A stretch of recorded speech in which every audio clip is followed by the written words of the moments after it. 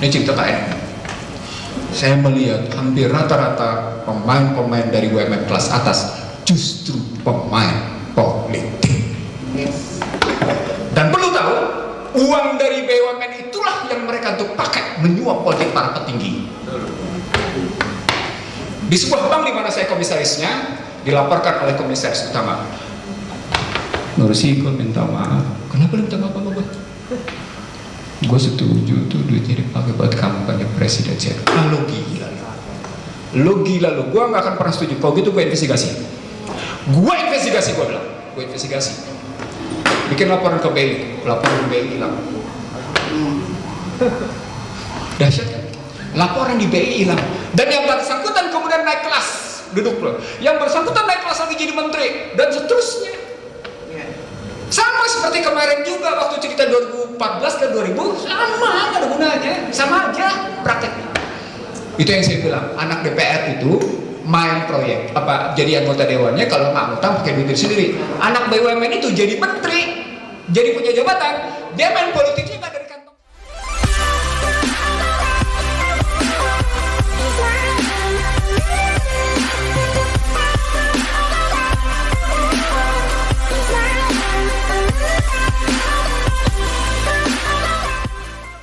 Terima kasih. Assalamualaikum warahmatullahi wabarakatuh.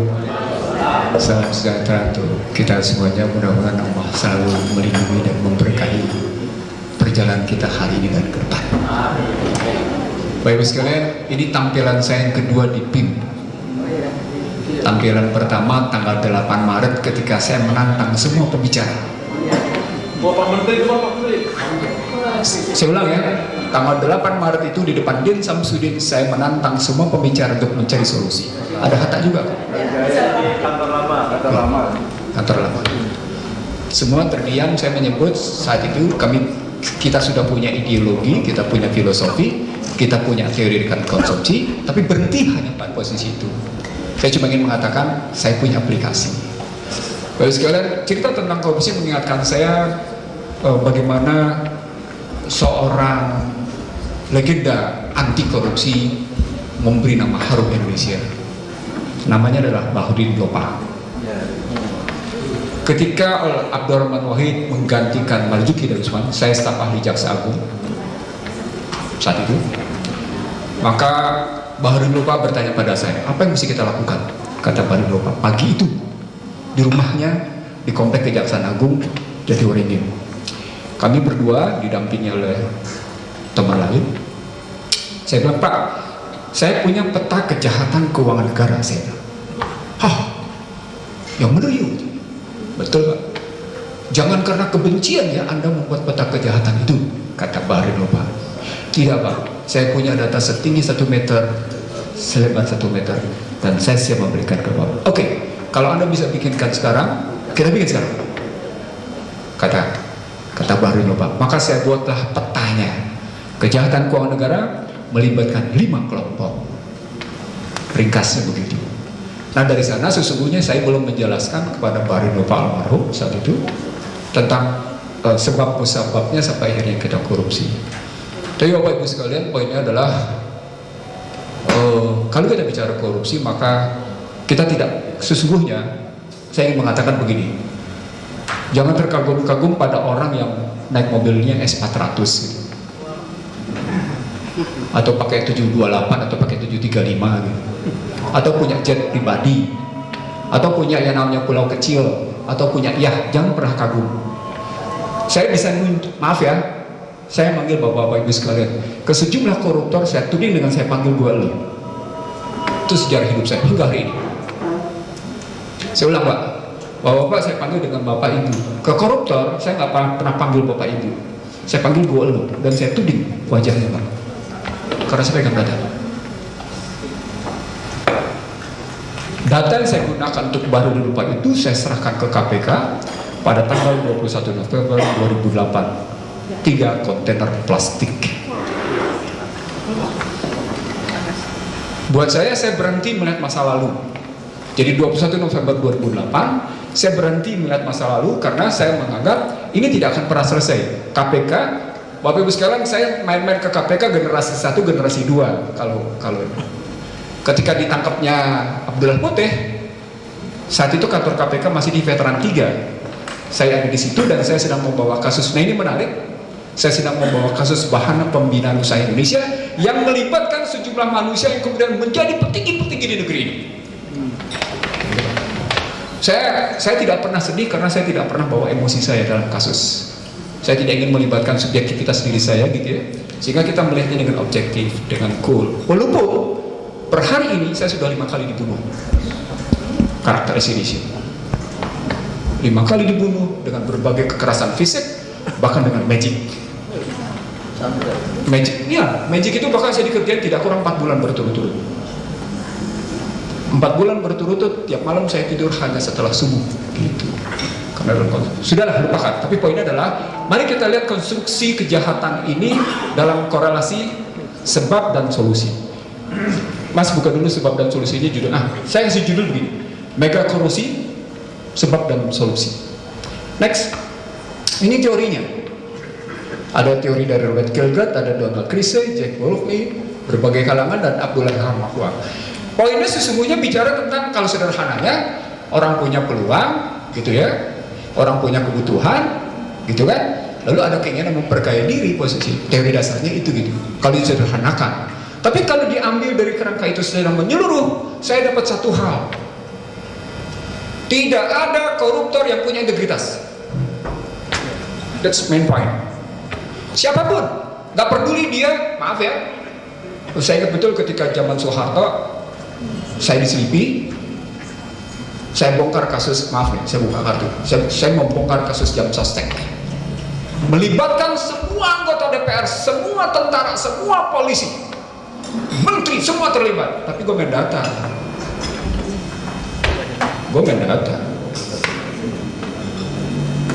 sampai Pak Harto menyatakan sudah, Anda diam, kasusnya ambil alih, hilang. Tapi menteri berikutnya nggak dipakai sih dia gitu, cuman nggak kena masuk pidana. Saya mengatakan sesungguhnya itu kelihatan ada motifnya. Nah, saya ingin menjelaskan dalam konstruksi sini, Bu. Maafkan, saya bikin 16 slide termasuk solusinya di sini. Lanjut. Nah, ini gatar penyebabnya. Saya mencoba mengambil struktur begini. Kurang lebihnya begini cara berpikirnya. Ketika saya bicara dengan Baharudin Lopa, maka saya bertanya pada Baharudin Lopa, Pak, kalau ada pegawai negeri sipil bawa pulang kertas, boleh nggak? Nggak boleh katanya, Pak, tapi dia butuh, dia miskin, Pak. Dia butuh, dia miskin, dia yuk. Nggak boleh tetap katanya. Oh, ini orang bertahan pada sikap sabarnya. Oke. Saya mancing, Pak, kalau kemudian ada orang kaya tampil sebagai kelihatan penyelamat gitu ya, tapi sebenarnya dia penjahat, gimana Pak? Hajar. Maka peta kejahatan keuangan yang disebutkan oleh Baharudin Lopa itulah yang dia bawa kemana-mana sebenarnya. Yang dalam hitungan 2 minggu, maaf ya, 5 tahun lalu saya dapat datanya, dia dibunuh. Jadi bukan terbunuh, dia dibunuh. Tapi kemana-mana karena dia buka itu, data itu. Saya kan kemudian tidak pernah tampil dengan data itu. Saya cuma menyatakan ini loh, petanya begini, datanya begini gitu. Kesimpulannya sederhana. Kalau begitu, setiap yang namanya kebutuhan harus dibalikin ke dalam diri orang masing-masing. Nah, inilah saya coba lihat di sini frame-nya. Nanti ujungnya kita dapat jalan solusi. Lanjut. Boleh diambil ke bahan saya. Ini, nah, saya bicara dari era ke era. Soeharto pertama kali kan ingat nggak di era Akbar Tanjung, tim KPK, Komisi Pemberantasan Korupsi Beras, ingat ya? Ingat dong. Kalau yang tahu angkatan 66 pasti ingat tuh. Korupsi, namanya juga KPK, Komisi Pemberantasan Korupsi, tapi untuk beras. Tapi orang lupa, dalam periode 664 sampai dengan 71 sesungguhnya problem utama bukan di beras, problem utama di Pertamina. Ingat kasus Ibnu Sutowo ya, saya sebut situ Ibnu Sutowo, Tahir ingat kasusnya di Singapura ya? Kartika. Ya, Kartika. Lalu berikutnya kasus Peter Haryono, lalu berikutnya baru Bulog berasa. Posisinya jam sostek sesungguhnya bukan hanya pada peristiwa Pak Harto ketika kemarin saya ngebongkar. Ingat kasusnya Edi Tansil? Edi Tansil itu latar belakangnya jam sostek. Ada menteri yang menyetujui dana yang dimiliki oleh jam sostek dipakai lewat perbankan, keluarlah 1,3 triliun. Tapi Tapi sebelum kasus sebelum saya ditamsil, saya wartawan waktu itu, saya investigasi. BMI dan BPD, BMI dan BBD sudah dirampok. Rampoknya mah jauh-jauh dari lingkaran kekuasaan, gitu. Saya nggak enak nyebutinnya karena nanti soal fitnah kubur ya. Si A, si B, relasinya begini, hubungan ibu itu kelihatan gitu. Sampai-sampai saya dimaki-maki dengan binatang karena saya bongkar itu. Itu sejarah hidup saya ketika di era Soeharto. Nah, begitu masuk BLBI, Bapak Ibu sekalian, saya memang dikenal di Bank Bali, tetapi sesungguhnya perdebatan awal saya adalah perdebatan BLBI. Data yang saya bilang setinggi 1 meter dengan lebar 3 kontainer plastik itu adalah data BLBI. Bapak Ibu sekalian, seorang Dim Samsudin sama seorang yang namanya pedagang asongan, bebannya sama dalam menanggung BLBI. Setahun 60 sampai dengan 70 triliun bunganya. Saya ulang, 60 sampai dengan 70 triliun bunganya. Belum pokoknya loh. Pokoknya 670 triliun. Jadi kalau orang bilang BLI itu enggak, itu nggak kayak gitu. Makanya kemudian saya masuk ke era Mega. Di era Mega itu ada persoalan release and discharge yang kemarin kena ke Sapudin Temenggung. Sementara B.J. Habibie, sebelumnya kasusnya bukan hanya soal Chelsea ganda, kasus 39 kapal impor. Nah sampai di sini, maaf saya agak sedikit lama sedikit sini. Semua teman-teman ternyata kasus korupsi besar selalu bicaranya konspiratif. Konspiratif, tidak pernah tidak konspiratif. Bohong kalau ada orang menyatakan ini teori konspirasi, ya justru mereka yang melakukan konspirasi. Maaf ya, termasuk media. Kasus 39 kapal impor itu dibongkar oleh 2 media besar atas kebocoran data dari Kementerian Keuangan. Permainan mafia berkelahi. Kenapa? Karena tidak setuju sama permainan Habibie, permainan rugi. Pada kasus misalnya Chelsea, sejumlah media kebetulan berpihak pada saya, tapi sejumlah media lain itu juga dapat duit. Dan saya tahu siapa aktivis yang main-main duit dalam rangka membunuh saya. Gitu.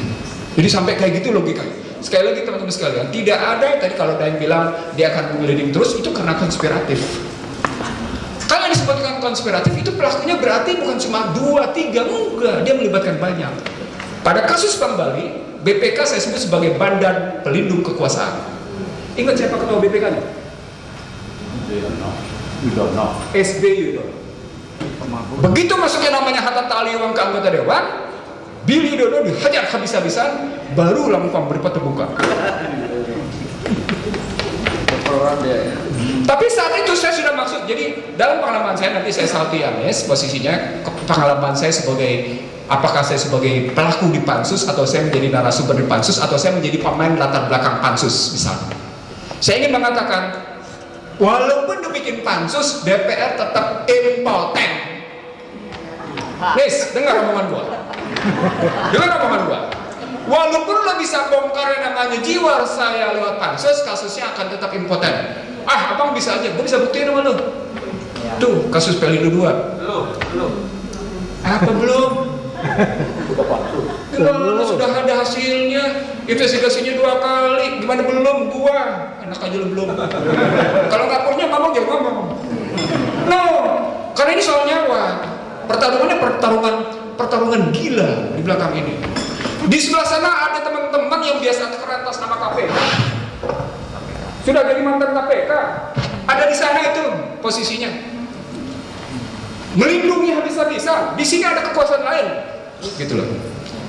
Begitu juga ketika kasus TPPI, seorang Dim Samsudin memberikan kesempatan pada saya untuk yang namanya gelar kasus. Saksi hidup dia. Silakan dulu gelar kasus. Ini kasusnya. Kasus TPPI itu kasus gila. 37 triliun. Saya gambar sendirian. Nih, begini ceritanya. Kenapa? Karena riwayatnya mafia migas. Di mafia migas itulah saya bercerita di institusi penegak hukum. Saya lewat ketua reformasi migas. Dia ngomong tentang mafia migas. Bla bla bla bla. Apa jawaban saya? Lo ngomong mafia migas tanpa data. Gue ngomong mafia migas dengan data ya. Mari gue buktikan. Gue tahu lo yang benar. Ini semuanya penegak hukum nih. Semua penegak hukum saya. Kita buktikan. Masih ada nggak sekarang? Makin. Masih. Kenapa masih? Nikmat 1,2 juta barel per hari. 1,2 juta barel per hari main-mainnya gak usah gede-gede. Gak usah gede-gede.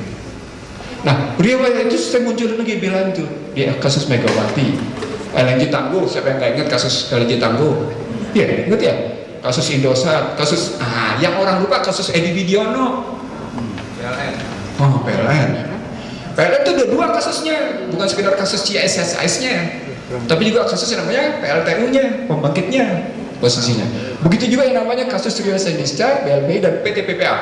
Di PT PPA ini salah satu kuncinya adalah harga aset 19,5 triliun dijual dengan harga 668 miliar.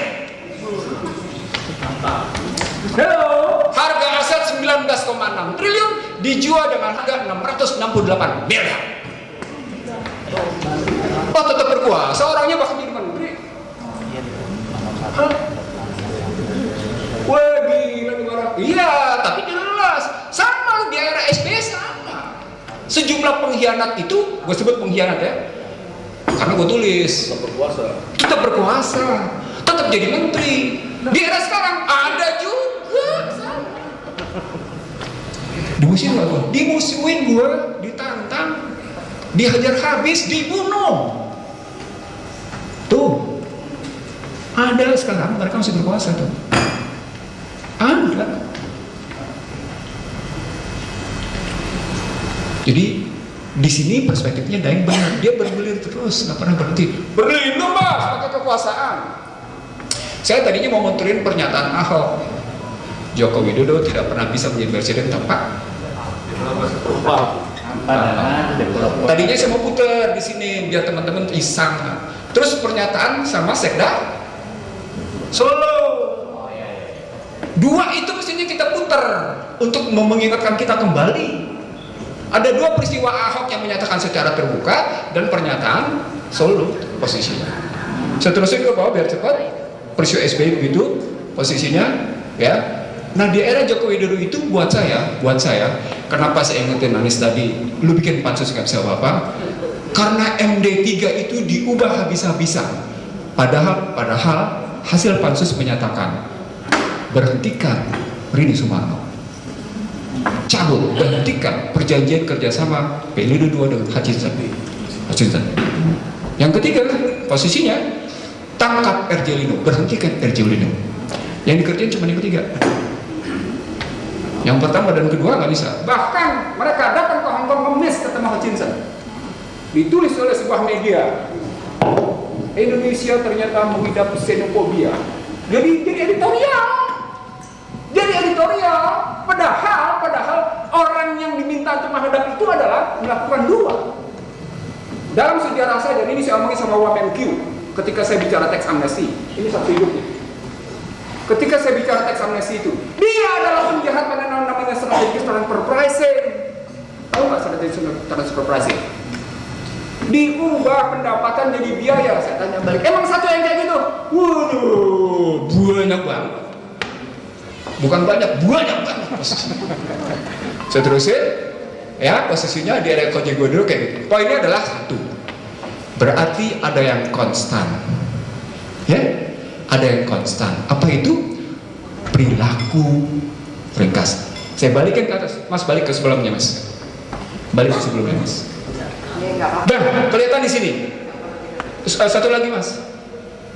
Nah di sini kelihatan orang-orang ini mau kemana relasinya.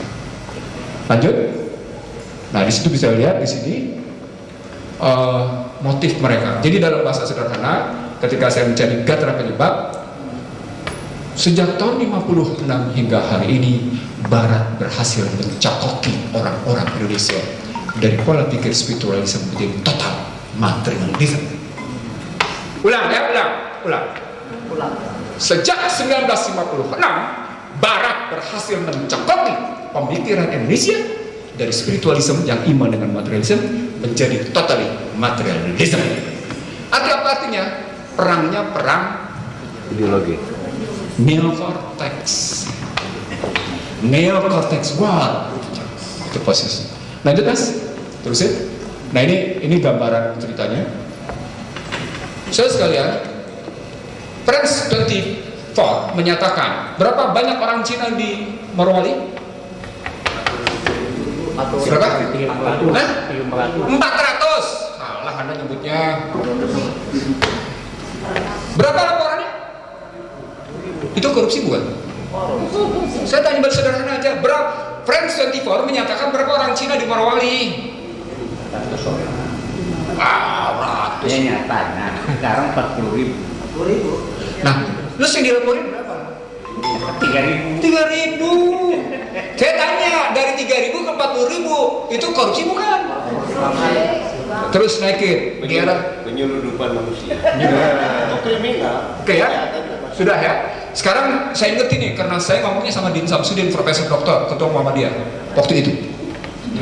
Ada 2 korupsi kebijakan. Ulang, perhatikan baik-baik. Ada 2 korupsi kebijakan dan saya punya datanya karena menyangkut dengan utang luar negeri. Dan ini korupsi. 2 undang-undang itu adalah 2499 dan 2507. 2499 tentang lalu lintas devisa dan sistem nilai tukar, 2507 tentang penanaman modal. Kita ajukan berdasarkan data. Nih, perampokan bangsa ini lewat sini. Hilang tuh. Dan yang bilang hilang. Tuh saksi hidupnya dia yang cerita sama saya. Hilang tuh satu. Gue dipanggil di sini, gue dipanggil di sini, gue dipanggil di sini, hilang. Bus, nggak karuan. Tuh.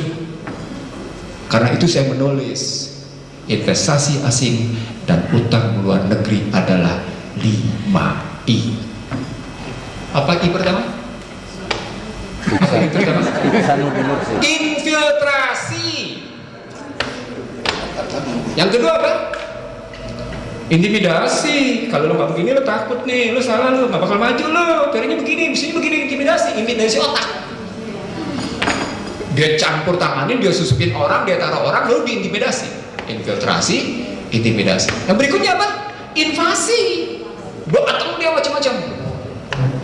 Karena gila-gila posisinya. Kalau orang sudah diintimidasi, orang sudah diinfiltrasi, seperti itu. Apa yang kejadian berikutnya? Setelah diinvasi, apa yang terjadi berikutnya? Dengan I berikutnya?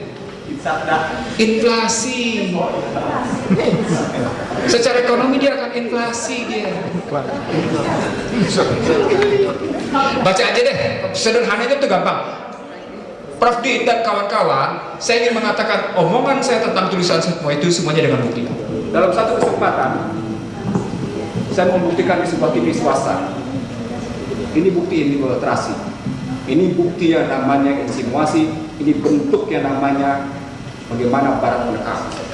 Seketika Bank Dunia 2 hari menjawab tanpa angin tanpa hujan datang. Di situ ditulis siapa pelakunya. Disitulah saya mendapatkan siapa manusia pengkhianatnya. Sekarang pertanyaan berikutnya, itu korupsi bukan?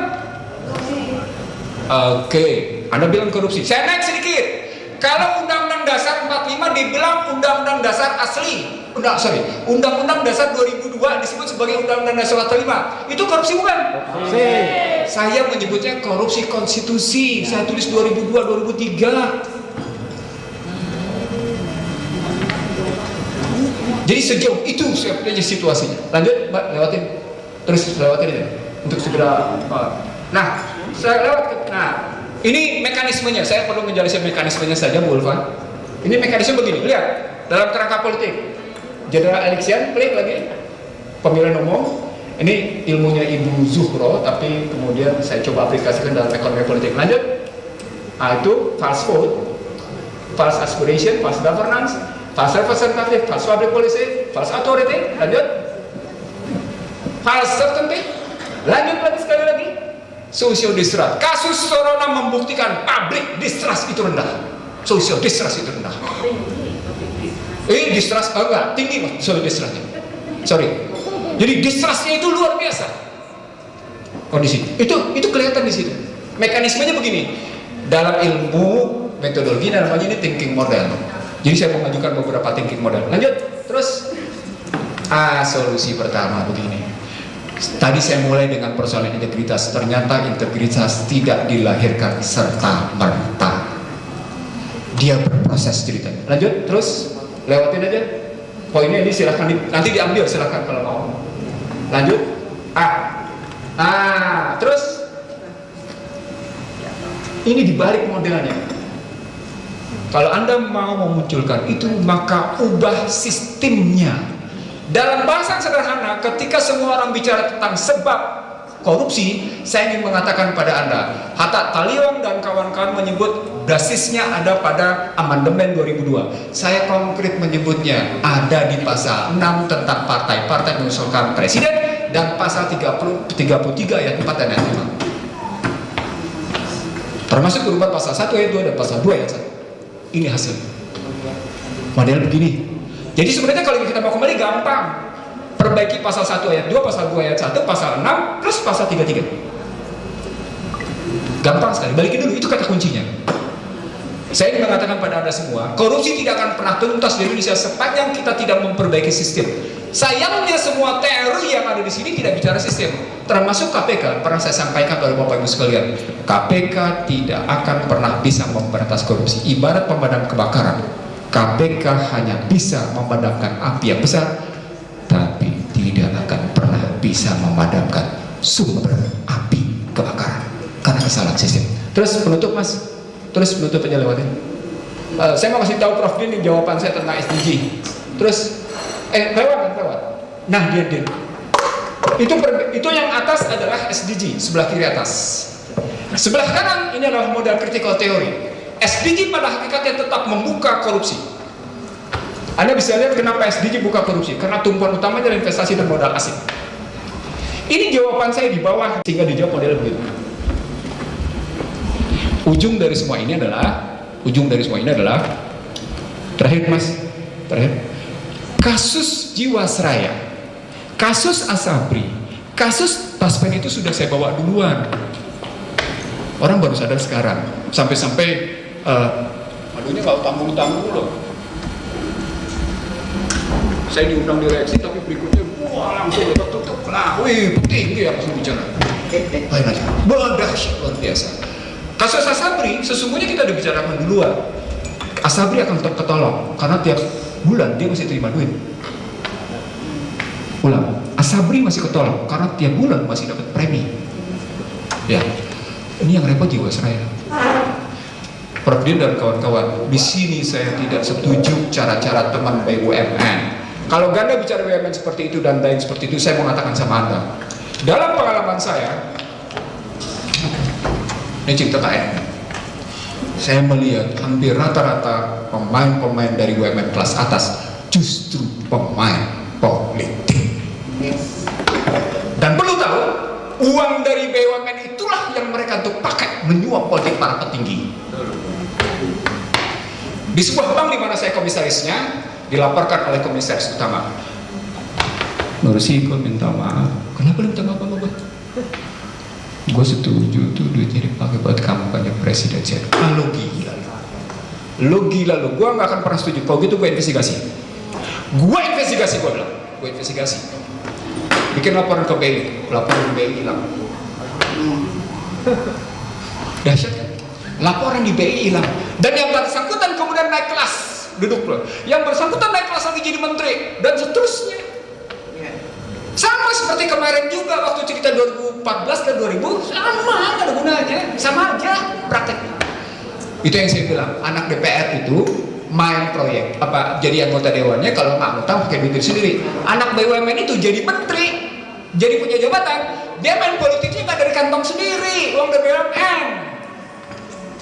Jadi yang lebih jago berpolitik siapa? Disitulah kasus Halde. Sebagai penutup, Bapak sekalian, semuanya itu pulang pada apa yang disebut oleh Bank Dunia menyatakan ada 3 masalah. Lack of credibility. Ulang ya.